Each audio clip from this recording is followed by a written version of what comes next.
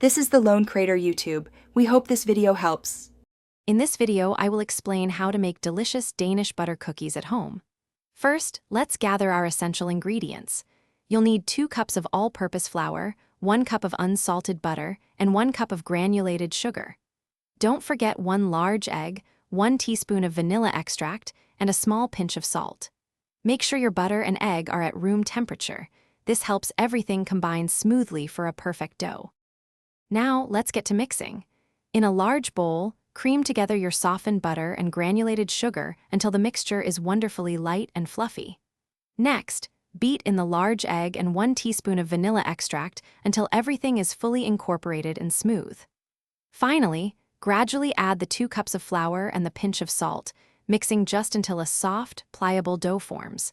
Be careful not to overmix. With your dough ready, it's time to shape those beautiful cookies. You can pipe the dough using a star tip for classic designs, or simply spoon small mounds onto a baking sheet lined with parchment paper. Leave about 1 inch of space between each cookie. Bake them in a preheated oven at 375 degrees Fahrenheit for 10 to 12 minutes, or until the edges are lightly golden.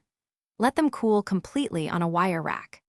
Once your Danish butter cookies are completely cooled, you can dust them with a little powdered sugar for an extra touch of elegance and sweetness. They are perfect for sharing or enjoying with a cup of tea or coffee.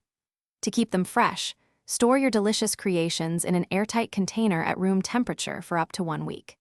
And hey, if you're looking for other great kitchen essentials, check the description for a link to some fantastic leak-proof meal prep containers and other deals. Thanks for watching. Consider subscribing if we helped you.